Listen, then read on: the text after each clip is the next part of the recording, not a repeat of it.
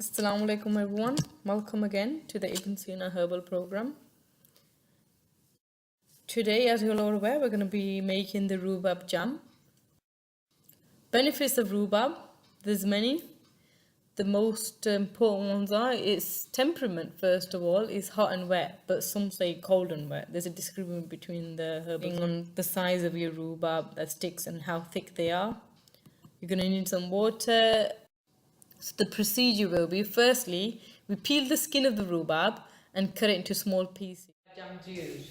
So the first reason given is it's a diluted form for kids especially, so it's not strong, because when you've got the herbal remedies, they can be really strong and they cannot be prescribed for kids.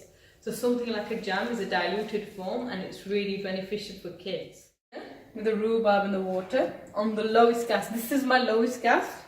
I mean, with yourselves, whatever gas you have at home, the lowest one. You can use the electronic one as long as you keep it on the lowest heat. Because I've cut it into small pieces, it's actually going to be easier for me to get my rhubarb into a soft jam consistency, So I might exactly not need 180 grams. It should have the consistency of a jam.